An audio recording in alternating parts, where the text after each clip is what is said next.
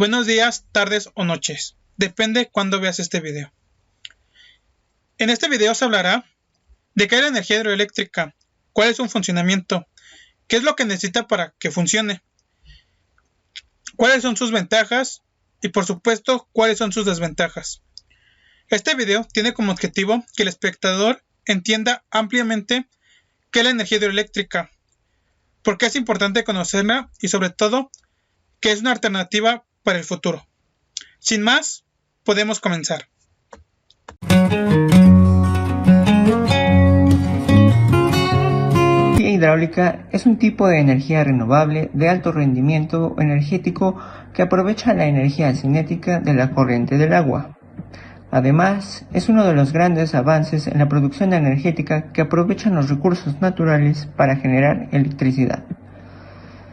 Se podría decir que la energía hidráulica permite generar electricidad a partir de la actividad cinegética del agua, es decir, utiliza el agua en movimiento para generar electricidad, agregando que es un tipo de energía totalmente ecológica ya que es limpia y no produce emisiones tóxicas. El agua que utilizan las centrales de energía hidráulica proviene fundamentalmente de presas, que pueden construirse aprovechando desniveles geológicos, es decir, aprovechando saltos de agua. Pero hay otro elemento fundamental que debemos tener en cuenta cuando hablamos de las centrales de energía hidráulica. Estas deben estar situadas en lugares donde haya lluvia, porque esta resulta esencial en el proceso de generación de este tipo de energía limpia. La lluvia crea y aumenta el caudal de ríos y arroyos. También estos van incrementando su caudal debido al deshielo que se produce en colinas o montañas con la llegada de las buenas temperaturas. El agua en movimiento de estas corrientes contiene una gran cantidad de energía. Cabe resaltar que regular el caudal de los ríos es fundamental en la generación de este tipo de energía. Las ventajas. No existe emisión de gases contaminantes. Es una fuente de energía estable, la producción de la energía es segura, los costos de operación son bajos y una muy importante y antes mencionada, se controla el gasto del flujo, esto para evitar inundaciones. Además, no se requiere de combustible. Central Tres Gargantas. Actualmente es la presa más grande del mundo y uno de los proyectos de ingeniería civil más ambiciosos que ha hecho China hasta la fecha. Tardó en construirse 18 años, mide 185 metros de altura, 2.309 metros de longitud, consta de 32 turbinas de 700 megawatts y 2 de 50 megawatts. Dando una potencia total de 22.500 megawatts, llegando a los 84.7 terawatts anuales.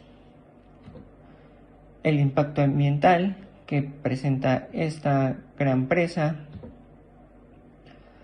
Uno de los impactos que más amenazan al ecosistema del río es su fragmentación, alterando el flujo estacional del agua, el depósito de sedimentos. Esto afecta principalmente a las especies de peces migratorias. El río Yangtze cuenta con una gran diversidad de peces, pero las que se han visto afectadas han sido el esturión chino, ya que desova en el tramo medio del río y la presa representaría una barrera para la cría, y el pez espátula chino, una de las dos únicas especies de pez espátula del mundo. Otras especies que se han visto más afectadas han sido la marsopa sin aleta del Yangtze, cuenta con al menos 400 especímenes, y el delfín del Yangtze, que durante las obras de la presa se extinguió. Este proyecto de tan gran envergadura no solo trajo consigo grandes pérdidas para la población local, también les trajo una nueva economía con nuevos tipos de trabajos. Se aumentó el turismo en la zona. Al aparecer un embalse de tan gran escala, se mejoró la pesca fluvial. Se invirtió en ecoagricultura de alto rendimiento. Se mejoró la calidad del agua en las estaciones de aguas abajo de la presa y el suministro a Shanghái, reduciendo la intrusión marina, especialmente en las estaciones secas. En conclusión, la construcción de la presa de las Tres Gargantas es un claro ejemplo de impactos ambientales, tanto positivos como negativos. Las principales ventajas ambientales que han ocasionado la presa al entorno se pueden resumir en la creación de reservas naturales, reservas de plantas raras y reservas para fauna acuática amenazada. El control de avenidas eliminando el número de víctimas y reducirá los daños al medio ambiente y a los ecosistemas por este fenómeno. La posibilidad de suministrar agua potable de mejor calidad a las ciudades y pueblos de la zona en las estaciones secas. Por otro lado, los principales impactos negativos de la presa los podemos resumir en una gran deforestación del entorno, exterminando centenares de kilómetros cuadrados de selva, una afección importante a las especies acuáticas del lugar, llevando a la extinción a la especie más representativa del río.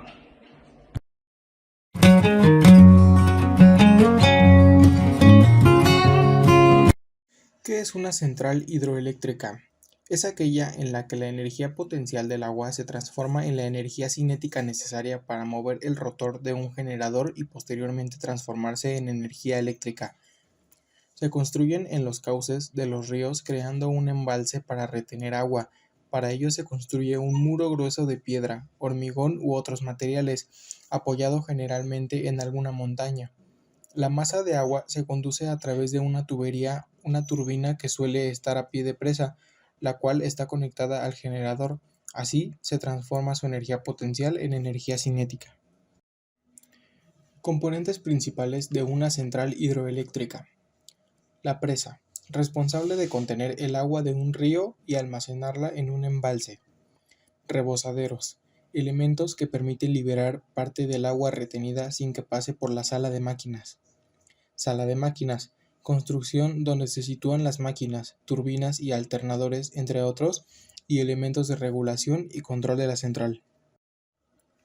Destructores de energía, reducen la energía del agua para evitar erosiones en el terreno o sobrecarga. Los dos tipos principales son los dientes o prismas de cemento, que provocan un aumento de la turbulencia y de los remolinos, y los deflectores de salto de esquí, que disipan la energía haciendo aumentar la fricción del agua con el aire y a través del choque con el colchón de agua que encuentra a su caída. Turbina, transforma la energía cinética de una corriente de agua en energía mecánica. Alternador, tipo de generador eléctrico que transforma la energía mecánica en eléctrica. Válvulas, dispositivo que permite controlar y regular la circulación del agua por las tuberías. Chimeneas de equilibrio, son pozos de presión de las turbinas que se utilizan para evitar el llamado golpe de ariete, que produce cuando hay un cambio repentino de presión debido a la apertura o cierre rápido de las válvulas.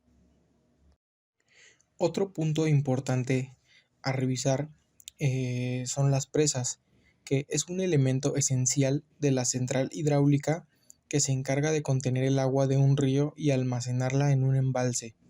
Su construcción crea un nivel del agua antes de la contención y otro diferente después de la misma. Ese desnivel se aprovecha para producir la energía. La forma de la presa depende principalmente de la orografía del terreno y del curso del agua donde se ubica. Según el material utilizado, existen presas de tierra y presas de hormigón. Como mencioné, existen presas de hormigón, que son las presas más resistentes y las más utilizadas. Dependiendo de su estructura, se pueden clasificar en varios tipos. Les voy a mencionar tres. La primera son las presas de gravedad, que son presas de larga duración que no necesitan mantenimiento. Su altura está limitada por la resistencia del terreno, tienen una forma triangular y una base ancha que estrecha en la parte superior. También existen las presas de vuelta, que son presas que su pared tiene una forma curva. La presión provocada por el agua se transmite íntegramente hacia las paredes del valle por el efecto del arco. Cuando las condiciones son favorables, la estructura necesita menos hormigón que una presa de gravedad, que es la que mencionamos anteriormente, pero es difícil encontrar lugares en donde se pueda construir. Y asimismo, tenemos presas de contrafuerte, que son presas que disponen de una pared que soporta el agua y una serie de contrafuertes o pilares en forma triangular que sujetan la pared y transmiten la carga del agua a la base. En general se utilizan en terrenos poco estables y no son muy económicas. Para que las centrales funcionen necesitamos turbinas, y las turbinas hidráulicas es el elemento fundamental con el que se aprovecha la energía, transforma la energía cinética de una corriente de agua en energía mecánica. Su componente más importante es el rotor y las turbinas hidráulicas se pueden clasificar en dos grupos. Estas dos clasificaciones son las turbinas de acción, que son aquellas en las que la energía de presión del agua se transforma completamente en energía cinética. Su característica principal es que el agua tiene una máxima presión en la entrada y la salida del rodillo. Y asimismo están las turbinas de reacción, que solamente una parte de la energía de presión del agua se transforma en energía cinética. El agua tiene una presión menor en la salida que en la entrada. Las turbinas más utilizadas y con mejores resultados son las turbinas Pelton, Francis y Kaplan. Sus características técnicas y sus clasificaciones más destacadas son: vamos a hablar de la turbina tipo Pelton, que también se conoce con el nombre de turbina de presión. Son adecuadas para los saltos de gran altura y para los caudales relativamente pequeños. La forma de instalación más habitual es la disposición horizontal del eje, y un ejemplo de la turbina es como mostramos en la siguiente imagen. También tenemos la turbina tipo Francis, que es conocida como turbina de sobrepresión porque la presión es variable en las zonas del rodillo. Las turbinas Francis se pueden utilizar en saltos de diferentes alturas dentro de un amplio margen de caudal, pero son de rendimiento óptimo cuando trabajan en un caudal entre el 60 y el 100% del caudal máximo. Para terminar con esta parte tenemos la turbina tipo Kaplan, que son turbinas de admisión total y de reacción.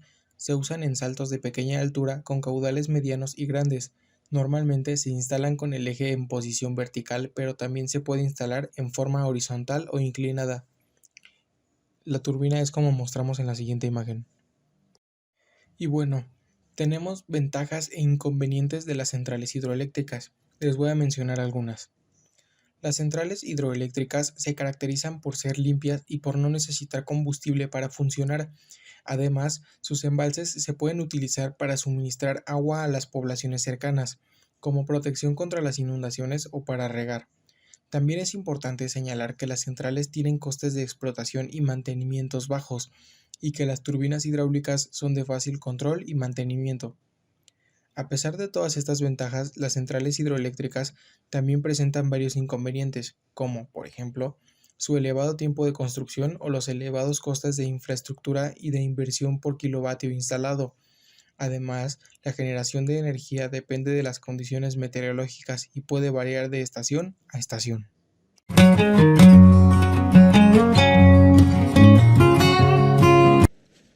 Hay tres tipos de almacenamiento de energía hidroeléctrica. Sistema de almacenamiento. En los sistemas de almacenamiento, una represa confina agua a un depósito que alimenta la turbina y el generador, que normalmente se encuentra dentro de la represa. Sistemas de pasada. Las centrales de pasada utilizan el flujo natural de un río, donde un vertedero puede mejorar la continuidad del flujo. Ambos sistemas de almacenamiento y de pasada pueden ser esquemas de desvío, donde el agua se canaliza a partir de un río, lago o embalse para una central eléctrica a distancia, que contiene la turbina y el generador. Sistema de acumulación por bombeo. La acumulación por bombeo incorpora dos depósitos.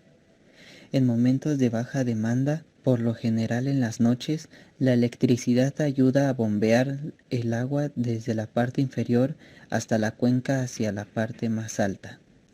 Luego, esta agua es liberada para producir energía en un momento en que la demanda. Por lo general, el precio es más alto, aunque no es estrictamente una energía renovable. A causa de su dependencia de la electricidad, la acumulación por bombeo es una buena para mejorar la eficiencia energética en general. Centrales por derivación de las aguas. Las aguas del río se desvían mediante una pequeña presa y se conducen mediante un canal con una pérdida de desnivel tan pequeña como sea posible.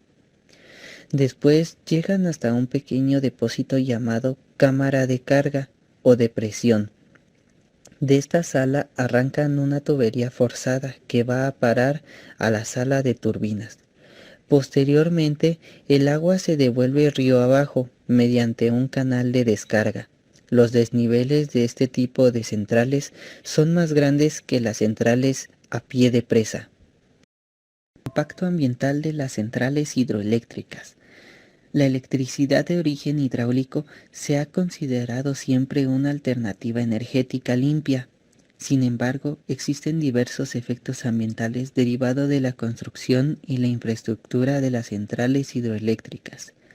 Entre ellos podemos señalar que altera el territorio, modifica el ciclo de vida de la fauna, dificulta la navegación fluvial y el transporte de los materiales de agua abajo. Nutrientes, sedimentos como limos y arcillas.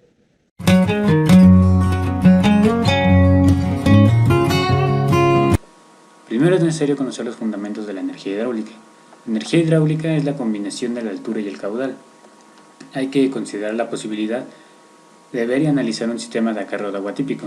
El agua se desvía de una corriente y se introduce en una tubería, donde se lleva hacia la parte más baja del terreno y se utiliza o transforma electricidad a través de una turbina y en generador. A este proceso se le denomina caudal. La caída vertical crea una presión en el extremo inferior de la tubería. El agua a presión que emerge del extremo de la tubería crea la fuerza que impulsa la turbina. Ahora pues bien, hay que saber que mientras más caudal tengamos o más caída exista, pues más energía es la que se produce. Ahora, la caída y el caudal son dos características más importantes que se necesitan saber acerca de un sitio, y es lo que se debe tener en cuenta antes de poder discutir seriamente el llevar a cabo un proyecto. Los otros dos temas secundarios son la energía que va a generar y el costo que tendrán sus equipos. Como ya se vio, todos los aspectos de un sistema hidráulico giran en torno a la altura o caída y el caudal o flujo. Ahora bien, siempre hay que recordar que la altura genera la presión del agua, que es creada por la diferencia de altura entre la entrada o boca toma y donde está ubicada la turbina o casa de máquinas. Normalmente estas siempre están ubicadas en la parte más baja.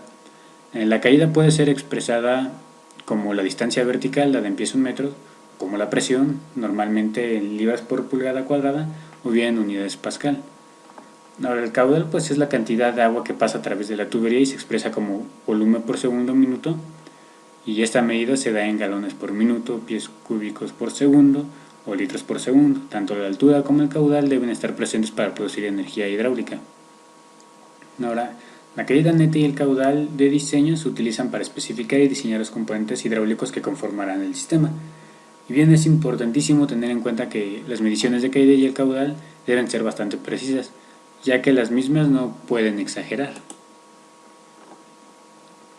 Ahora bien, en cuanto a conversión de potencia y eficiencia, pues en realidad la generación de electricidad es simplemente la conversión de una forma de energía a otra. La turbina convierte la energía hidráulica en energía de rotación en su eje, que después se convierte en energía eléctrica a través del generador.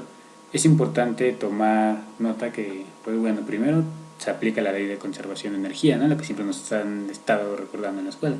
Que la energía no se transforma ni se destruye, no se crea ni se destruye, solo se transforma.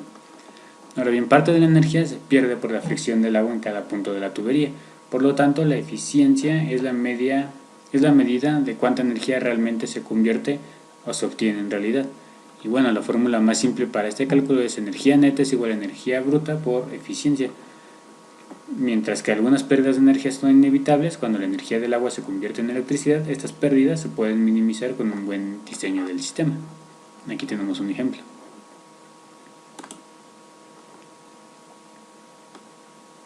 Ahora, en un sistema hidráulico hay una serie de elementos interrelacionados. Por ejemplo, el agua fluye en un extremo a través de tuberías, pasa a través de una turbina girándola, y esto a través de un generador produce como resultado la electricidad que sale por el otro lado, como lo vimos en la imagen anterior. Esta sección proporciona una descripción de alto nivel de estos componentes. Comienza desde la toma de la fuente de agua y termina con los controles de tensión y frecuencia. También está la diversificación del agua, la boca toma que suele ser el punto más alto de un sistema hidráulico, es en donde el agua se desvía de la corriente del río a través de una tubería que a la vez alimenta la turbina. En muchos casos una pequeña presa se utiliza para desviar el agua. En la mayoría de los grandes proyectos hidroeléctricos la presa también crea el caudal necesario para accionar la turbina. Ahora también tenemos la tubería de carga.